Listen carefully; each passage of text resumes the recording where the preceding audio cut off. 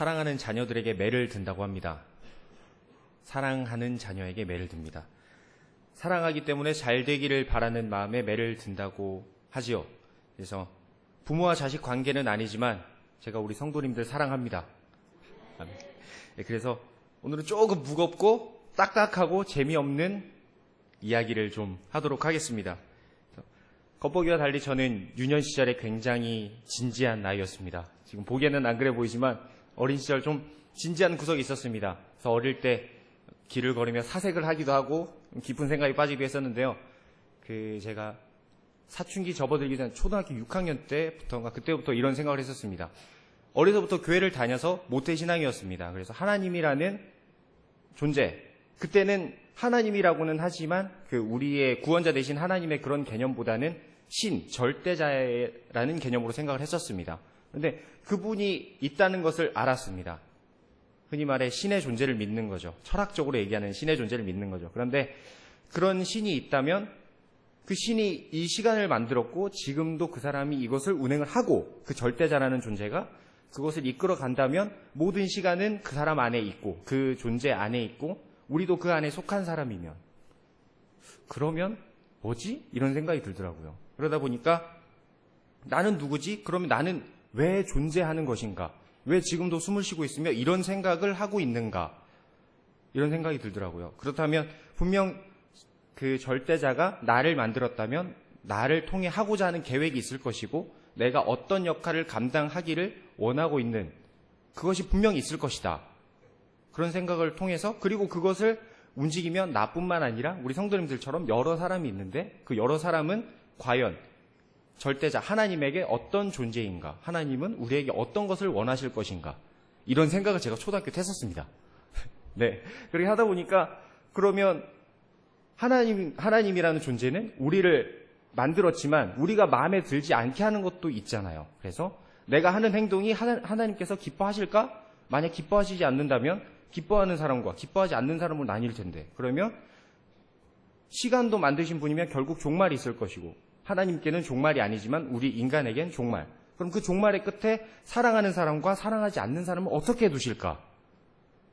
우리가 그러면 사랑하는 사람과 사랑하지 않는 사람은 우리가 볼 때는 모르지요. 하나님의 입장은 아니니까. 그런데 그분께서 아신다면 우리가 사랑하든 사랑하지 않든 그분은 우리를 마음대로 움직이실 수 있을 텐데 그러면 그분께서는 사랑하는 사람과 사랑하지 않는 사람을 마지막에 어떻게 하실까? 그런 생각이 들더라고요. 그러면 그 조건이 있을 텐데 사랑하는 방법과 사랑하지 않는 사람을 구분하는 기준 이것은 무엇일까? 그 고민을 하다가 이제 인격적으로 예수님 만나고 예수님을 믿으면 천국에 가는구나 알게 되었습니다. 중학교 때. 근데 그 생각을 하다 보니까 싫어하는 것, 예수님을 사랑하지 않는 것이 사랑을 하는 구분의 조건이 된다면 예수님을 사랑하지 않는 것은 하나님 그 절대자 앞에서는 옳지 않은 것, 즉 죄가 되는구나를 알았습니다. 그래서 예수님을 사랑하는 것과 사랑하지 않는 것 이것은 이분법적으로 중간이 없는 딱 그겁니다. 선한 것, 죄 딱 두 가지로 나뉘더라고요. 어렵네 이 생각을 했었습니다. 중학교 때. 이런데 어떻게 살지? 어떻게 하고 살아야 되지? 참 답답하더라고요. 그러다가 시간이 지나고 로마서 말씀도 보게 되고 하다 보니까 이게 그냥 생각에서 끝이 아니라 평생을 싸워야 되는 문제가 되는구나 싶은 생각이 들더라고요. 그러면서 요즘 제가 대학원을 다니고 있잖아요. 그래서 신학을 하다 보니까 그 어릴 때 궁금했던 문제점이 조금씩 풀리더라고요. 이제. 그래서 그 말씀을 가지고 같이 나누도록 하겠습니다. 제가 앞에 말씀드린 것처럼 우리는 그러면 예수님을 사랑하는 것과 사랑하지 않는 것에 있어서 구분해서 사랑한다면 우리는 그것을 위해 평생을 싸워야 됩니다. 예수님께서는 우리를 단번에 구원하셨지만 우리는 예수님을 믿고 온전히 의지하는 것 이것은 단 한순간에 끝나지 않습니다. 우리가 노력해야 되고 평생을 싸워야 되는 문제입니다. 이것을 어려운 말로 하면 성화라고 합니다. 우리는 그래서 성화의 삶을 매일 살아야 됩니다. 예수님을 믿는다고 사랑한다고 하지만 또 돌아서면 우리 스스로가 알잖아요. 사랑하는 행동을 했는지 사랑하지 않는 행동을 했는지 뻔히 알잖아요. 그래서 우리는 평생 그것을 위해 싸워야 합니다. 그래서 성도의 삶이 괴롭고 고난스럽습니다. 사도 바울은 오늘 본문에서 자신의 경험에 비추어서 죄에 대해서 이야기를 합니다. 본문 7장 15절에서 17절 말씀 성경을 펴서 같이 한번 읽어보도록 하겠습니다. 7장 15절에서 17절입니다. 내가 행하는 것을 내가 알지 못하노니 곧 내가 원하는 것은 행하지 아니하고 도리어 미워하는 것을 행함이라. 만일 내가 원하지 아니하는 그것을 행하면 내가 이로써 율법이 선한 것을 시인하노니 이제는 그것을 행하는 자가 내가 아니요 내 속에 거하는 죄니라. 아멘. 신자가 된 우리는 예수 그리스도를 알고 성령께서 우리 안에 계시다는 것을 알고 있습니다. 그러면 무엇을 행해야 하는지 우리가 굳이 생각하지 않아도 성령께서 인도하십니다. 우리가 이 상황에서 어떻게 해야 되지? 마음은 이미 알고 있습니다. 어떻게 움직여야 되는지가 머리로 전달이 됩니다. 그처럼 성령께서 우리를 이미 믿고 있는 우리에게는 성령께서 우리를 인도하심으로 어떻게 살아가야 되는지 보여주십니다. 어떤 상황이 되든지 간에 그때마다 성령은 우리에게 말씀하십니다. 그런데 그것을 알고 생각하지만 실천한다는 것은 굉장히 어려운 일입니다. 아는 것은 쉽지만 정말 행하는 것은 어렵습니다. 그리고 행하는 것뿐만 아니라 그것을 유지하고 지켜나가는 것 역시 어렵습니다. 성령님께서 원하시는 것임에도 불구하고 알고 해야지 돌아서면 또 안 하고, 그래서 도리어 미워하는 것을 행하게 되는 것을 우리 스스로 발견하게 됩니다. 이걸 했었어야 되는데 결국 돌아서 후회하고, 내가 그때 조금 참을 걸, 내가 그때 조금 더 사랑해 줄 걸, 후회하는 것. 그만큼 우리가 지키지 못했고 안타깝고 왜 못했을까 이런 생각이 들기 때문에 그런 마음을 성령께서 주시는 것입니다. 이에 대해 바울은 이렇게 되는 우리가 실망하고 낙심하는 이유가 우리 안에 성령께서 계시기 때문에, 그래서 우리를 알게 하시지만 반대로 성령께서도 우리 안에 계시지만 우리 안에 죄가 있기 때문에, 우리 안에 죄가 아직 남아있기 때문에, 그렇기 때문에 우리가 후회하고 실패하고 낙심하고 쓰러진다고 말합니다. 죄는 우리 밖에서 들어오는 경우도 있습니다. 하지만 밖에서 들어오는 경우보다 우리 스스로가 죄를 행하는 것, 즉 안에서 죄가 나오는 경우가 더 많습니다. 그래서 21절 말씀에서 그러므로 내가 한 법을 깨달았노니 곧 선을 행하기 원하는 나에게 악이 함께 있는 것이로다. 아멘. 바울은 이미 이것을 경험했습니다. 죄와 선한 것이 어떤 것인지 알았을 뿐만 아니라 이것을 몸소 체험을 하고 이것을 고백하는 것입니다. 죄는 신자들 안에서 발견된다는 것, 이것을 우리가 간과하고 넘어가는 경우가 많습니다. 죄하면은 잘못된 것이란 건 알지만 그것이 우리 안에서 시작된다는 것은 생각하지 못합니다. 우리가 하긴 하지만 죄를 하긴 하지. 그런데 우리 안에서 나왔다고? 그렇게 생각하지 않습니다. 바울은 죄를 이야기할 때 죄의 법이라고 이야기를 합니다. 그냥 죄라고 할 수도 있는데 죄의 법. 죄의 법이라고 하는 것은 법에 가진 특성을 이야기하고자 한 것입니다. 법은 힘이 강합니다. 그리고 그것을 이끌고 가는 의지가 포함이 됩니다. 그래서 우리는 이 죄를 무서워해야 되는 이유가 법처럼 강하기 때문에 더 죄를 두려워하라고 바울은 이야기하는 것입니다. 그냥 알고 넘어가지 말고 이것을 기억해서 억지로라도 고민을 해서 풀어내라라고 바울은 얘기하고자 하는 것입니다. 그래서 죄의 법이라고 이야기합니다. 하나님의 자녀된 우리는 죄에 대해 더 크게 불평해야 됩니다. 그리고 큰 싸움을 해야 됩니다. 그리고 살아가는 동안 선한 열매가 아닌 죄의 열매를 맺지 않도록 주의하고 두려워해야 됩니다. 말씀을 통해 가르침을 받은 것은 우리 안에서 발견될 때가 있습니다. 그래서 그것을 받고 우리가 발견해낼 때 그것은 우리의 것이 됩니다. 그래서 말씀을 통해 가르침받고 돌아갈 때 이것을 체험했을 때 이것이구나. 그래서 그 말씀이 은혜가 되네. 이렇게 나오게 됩니다. 그래서 말씀 받고 돌아갔을 때 한 주를 살다가 그때 담임 목사님 이 말씀 하셨지. 그 말씀이 나의 말씀이었구나. 이렇게 하는 것이 이와 같은 것입니다. 그런데 그와 마찬가지로 죄도 똑같이 나타납니다. 말씀을 듣고 실천을 했을 때 이것이 은혜가 되네. 그런데 그것을 들었는데 그것을 행하지 못했습니다. 그리고 돌아서 그때 그 말씀을 하셨는데 내가 그걸 못 지켰네. 이렇게 되는 것이 우리가 죄가 몸 밖으로 나오는 것, 이것입니다. 죄의 힘과 영향력을 우리는 두려워해야 되는데 그 전에 먼저 우리 안에 죄가 있다는 것을 인정하고 고백해야 됩니다. 이것이 죄를 멀리하는 것의 시작입니다. 죄는 너무 쉽게 우리 안에 발견됩니다. 우리가 굳이 설명하지 않아도 제가 굳이 말하지 않아도 우리 성도님들 각 스스로가 알고 있을 것입니다. 한 주를 살아가면서 알게 모르게, 그리고 생각하고도 지은 죄, 이런 것들 너무나 잘 알 것입니다. 하루를 돌아볼 때 그 죄 지은 것을 메모장에 쓰라 그러면 이 한 장에 다 안 들어갈 것 같습니다. 제가 그럴 것 같습니다. 네. 근데 우리가 죄의 권능을 발견하지 못하는 경우도 가끔 있습니다. 우리가 죄를 지었다는 것을 안다는 것, 이것은 어떻게 보면 되게 감사해야 됩니다. 죄라는 것을 구분할 줄 안다는 것입니다.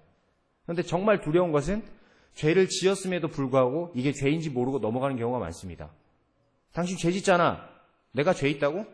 이런 반응이 나온다는 것은 죄가 이미 그 사람을 잡아먹은 것입니다. 죄인지조차 모르는 것입니다. 그것이 우리 신자와 믿는 성도들과 믿지 않는 사람의 차이가 되는 것입니다. 우리는 죄를 짓고 나서도 이것이 죄구나 알 수 있습니다. 하지만 여기 밖에, 교회 밖에 있는 예수 그리스도를 모르는 사람은 그것이 죄인지조차 모르는 것입니다. 그래서 정말 우리가 안타까워하고 그들을 품어줘야 되는 이유가 거기에 있습니다. 그들은 죄를 아예 모르기 때문에 그들이 교회를 올 수 자체도 없는 겁니다. 고백할 곳이 없는 것입니다.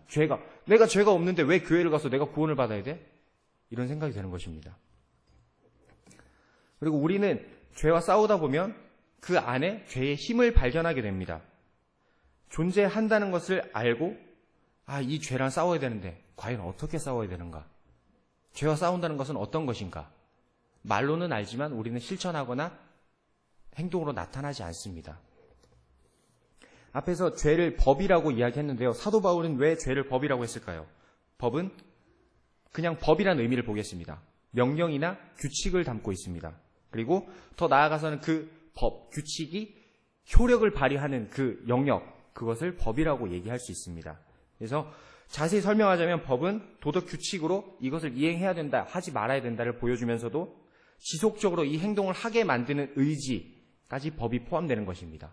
그래서 죄를 법이라고 이야기하는 것은 우리가 그 안에 들어가 있는 것뿐만 아니라 죄가 우리를 이끌어서 그 행동을 하게 만든다는 것, 잘못된 것을 알고 그 잘못된 행동을 하도록 만들기 때문에 죄는 법이다라고 바울은 이야기하는 것입니다.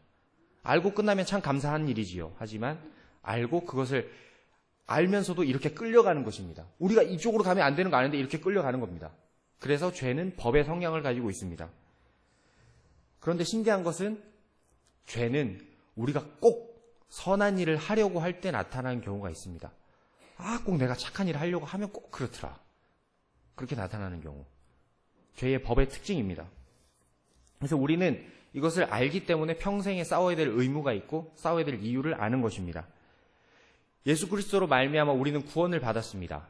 구원을 받았기 때문에 성도 안에 죄가 있습니까? 없습니까?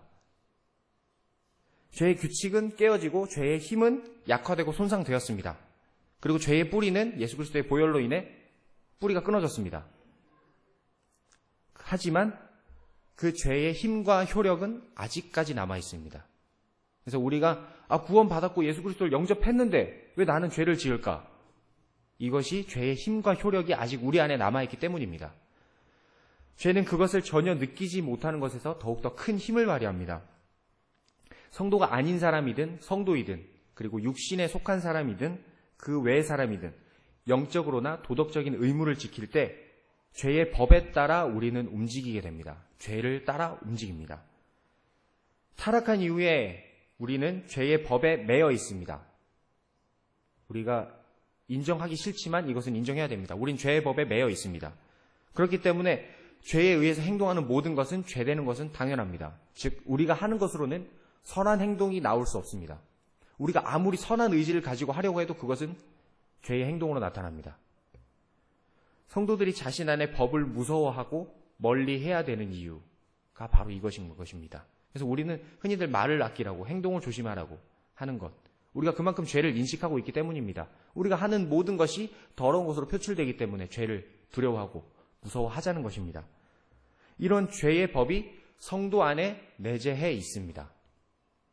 존 오웬은 그래서 이것에 대해 신자 안에 내재하는 죄라는 내용으로 책을 쓰기도 했습니다. 그만큼 우리 안에 있는 죄는 정말 두렵고 무서운 것입니다. 그런데 이런 우리 안에 있는 죄에도 불구하고 우리는 성향상 하나님의 자녀된 우리는 의지적으로나 성향적으로 선을 행하고자 하는 의지가 있습니다. 죄를 짓지만서도 우리는 하고자 할 때 선한 의지로 무언가를 하려고 합니다. 싫어하는 마음으로 교회 와서 사랑합니다 이렇게 하지 않습니다. 우리는 처음부터 정말 사랑하는 마음으로 품습니다. 하지만 우리가 의견이 대립되거나 식당 봉사를 하거나 그리고 같이 전도를 나갔다 하거나 여러 가지 행동을 하다 보면은 정말 사랑하는 마음으로 하지만 정말 가끔은 서로 의견이 안 맞을 때도 있고 그러다 보면은 언성이 높아질 때도 있고 그런 경우가 있습니다. 하지만 우리는 정말 싫어해서 그 성도를 싫어해서 처음부터 미워하는 마음으로 그러지 않습니다. 우리가 이것을 통해 우리가 정말 선한 의지를 가지고 한다는 것은 우리가 쉽게 알 수 있습니다. 성도들 안에도 비크리스천들과 같이 죄가 있다는 것, 이것을 인정합시다. 하지만 전적으로 죄의 법 아래 있지 않다는 것이 성도와 성도 아닌 사람의 차이입니다. 죄의 법이 있습니다. 안에 죄가 있습니다. 하지만 성도가 아닌 사람은 죄의 법 아래에 있습니다. 그래서 죄의 법에 전적으로 눌려 있습니다. 하지만 예수 그리스도를 믿고 성도가 된 우리는 죄의 법 아래 눌려 있지 않습니다. 전적으로 죄 아래 있지 않습니다. 그 죄의 법 아래 전적으로 눌려 있어야 하는데 그것을 누가 해결해 주시고 해방시켜 주셨습니까? 바로 예수 그리스도께서 그 죄의 문제를 해결해 주신 것입니다. 그래서 우리는 죄 아래 전적으로 눌려 있지 않습니다. 성도들의 영혼 속에는 죄가 아닌 반대로 은혜가 우리를 주도하고 있습니다. 이 은혜로 말미암아 성도들은 선을 행하기 원하는 의지를 가지고 매일매일 살아갑니다. 은혜가 단순간에 예수 그리스도께서 우리를 구원하시는 것은 단순간에 일어난 행위입니다. 하지만 그때 은혜가 한 번 임하고 끝입니까? 그렇지 않습니다. 우리가 죽을 때까지 지속적으로 이 은혜는 우리를 감쌉니다. 우리를 붙잡고 있습니다. 우리가 은혜를 잡은 것이 아니라 예수님께서 우리의 은혜를 주셔서 그 은혜가 우리를 덮었습니다. 그래서 우리는 그 은혜를 통해 우리가 이끌려가는 것입니다. 그래서 성령께서 인도하시는 대로 하지 이렇게 얘기할 수 있는 것이 바로 이 은혜를 통해서 가능한 것입니다. 그리고 우리 성도가 된 이후 우리는 선을 행하기 원하는 것, 이것을 알고 죄와 싸운다는 것, 이제 이 문제까지 도달했습니다. 우리가 은혜 안에 있고 죄도 우리 안에 있다. 여기까지 도달했습니다. 제 어린 고민이 여기서 멈췄기 때문에 참 어려웠습니다. 사실 그때 이야기했던 게. 그리고 신학교에 와서 이제 이 부분이 조금씩 풀리더라고요. 죄와 선한 것이 우리 마음속에 있는 것, 이제 이것은 확실히 알 수 있습니다. 성도가 아닌 사람에겐 은혜가 없습니다. 죄밖에 없습니다. 하지만 우리는 은혜를 받았기 때문에 죄와 선이 같이 싸우고 있습니다. 지금도 이 안에서 싸우고 있습니다. 다시 말해 성도들 안에는 내주하는 죄의 힘과 영향력에도 불구하고 은혜가 우리를 이끌어 간다는 것입니다. 그래서 성도가 아닌 사람과 성도인 사람의 큰 차이는 죄가 있음에도 불구하고 은혜가 우리를 주도하느냐 아니면 은혜 없이 죄에 이끌려 가는 사람이 있느냐, 이 차이가 우리에게서 성도들과 나타나는 것입니다. 죄인인 것은 분명하지만 우리에게는 성도들과는 비교할 수 없는, 넘을 수 없는 선과 같은 것이 있습니다. 예수 그리스도를 믿느냐 안 믿느냐, 이것이 이 선을 결정합니다. 우리는 이 선을 넘어왔기 때문에 감사할 수 있는 것입니다. 무엇을 하여도 죄의 지배를 받음으로 죄에 대한 의지가 사라지지 않는 자들은 죄를 피하여 짓지 않으려고 하지도 않습니다. 하지만 우리는 예수 그리스도의 은혜 안에 있기 때문에 죄를 짓지 않으려고 매일매일 노력하고 그 굳은 의지를 가지고 앞서 나아갑니다. 그래서 더 힘든 것입니다. 죄를 싸우고자 하기 때문에 우리 인생이 고단한 것입니다. 만약 고단하지 않다면 죄와 싸우지 않는 것입니다. 그냥 죄의 지배 안에 눌리겠다는 것과 같은 것입니다. 또 바울이 본문을 통해 얘기하고자 하는 것은 선을 행하고자 할 때, 앞에 얘기한 것처럼 선을 행하고자 할 때 그때 죄가 나타난다는 것입니다. 평소에는 차라리 죄가 약해서 우리가 느끼지 못할 정도로 미묘하게 나타날지 모르겠습니다. 하지만 우리가 선한 일을 하려고 할 때 그때 죄는 똑같이 더 크게 일어납니다. 18절 말씀을 같이 한번 읽어보도록 하겠습니다. 로마서 7장 18절 말씀입니다. 같이 한번 읽어보도록 하겠습니다. 내 속 곧 내 육신에 선한 것이 거하지 아니하는 줄을 아노니 원함은 내게 있으나 선을 행하는 것은 없노라. 아멘. 선을 행하려는 의지가 특별히 적극적으로 행동할 때 내재하는 죄는 효과적으로 반역을 부추기고 악을 이끈다는 것을 바울은 여기서 얘기하는 것입니다. 사실 우리는 무엇을 해도 죄의 법으로부터 자유하지 못합니다. 앞서 말씀드린 것처럼 선한 의지를 가지고 하려고 해도 우리는 죄의 법으로부터 자유하진 못합니다. 성령이 내주하심에도 불구하고 우리는 죄를 짓습니다. 맞습니까? 성령님께서 우리 안에 계시지만 우리는 또 죄를 짓습니다. 선을 행하기 원하는 나에게 악이 함께 합니다. 인정하기 싫지만. 그리고 우리가 선한 일을 하고 싶어도 원하는데도 노력해도 선을 행하지 못합니다. 우리가 타락한 이유 죄인이기 때문입니다. 그러면 이런 죄의 문제를 우리는 어떻게 해결할 수 있겠습니까? 선한 것과 죄악이 지금도 안에서 싸우고 있는데 이 문제를 어떻게 해결할 수 있겠습니까? 우리 안에 있지만 우리는 어쩔 방법이 없습니다. 우리 안에 있는 것이지만 우리는 이 안에 있는 것 하나도 다스릴 수 없습니다. 하나님께서는 우리를 위하여서 성자 하나님 예수 그리스도를 우리에게 보내주셨습니다. 우리를 위해 십자가를 지시고 3일 만에 부활하셨습니다. 죽음의 권세에서 예수 그리스도를 살리신 것처럼 그 하나님의 영, 성령께서는 우리 안에 거하십니다. 그 예수 그리스도를 살리신 그 하나님의 영, 그 영이 우리 안에 있다는 것. 우리가 정령 죽어야 될 몸이지만 죽지 않습니다. 그 성령 하나님께서 우리 안에 계시기 때문에 예수 그리스도를 살리신 것처럼 우리의 죽어야질 영혼을 예수 그리스도께서 살리신 것처럼 우리를 성령께서 살리실 것입니다. 우리가 그것을 믿고 의지하며 살아가기 때문에 이 힘든 고난의 인생이 우리에게 힘이 되는 것입니다. 그 끝이 없다면 우린 정말 낙심할 것입니다. 이렇게 살아도 안 되고 저렇게 살아도 안 되는데 허무하게 빠질 수밖에 없지만 우리가 이렇게 힘들고 고난이고 어렵고 해도 안 되는데 죄와 싸울수록 우리는 죄의 늪에 빠져가는 것 같은데 그래도 우리가 살아갈 수 있는 이유는 우리를 살리실 성령께서 그 하나님께서 우리와 함께 하시기 때문입니다. 로마서 8장 10절과 갈라디아서 5장 17절 제가 읽도록 하겠습니다. 또 그리스도께서 너희 안에 계시면 몸은 죄로 말미암아 죽은 것이나 영은 의로 말미암아 살아있는 것이니라. 아멘. 갈라디아서 5장 17절입니다. 육체의 소욕은 성령을 거스르고 성령은 육체를 거스르나니 이 둘이 서로 대적하므로 너희가 원하는 것을 하지 못하게 하려 함이니라. 아멘. 본문에서 본 것처럼 우리가 죄와 싸우는 것이 아닙니다. 성령께서 싸우십니다. 우리가 어떤 행동을 하려고 할 때 해야 될까 하지 말아야 될까 성령께서 이미 죄와 싸우면서 우리에게 길을 보여주십니다. 이렇게 하지 마라. 이렇게 해라. 우리에게 직접 보여주십니다. 성령께서 싸우십니다. 예수 그리스도께서 죄와 싸우셨습니다. 그리고 그 싸움에서 예수 그리스도께서 이기셨습니다. 죽음의 권세를 이기셨습니다. 그리고 성령께서는 지금 우리 안에 그 전쟁을 이끌고 계십니다. 그 전쟁을 주도하고 계십니다. 그러면 우리는 무엇을 해야겠습니까?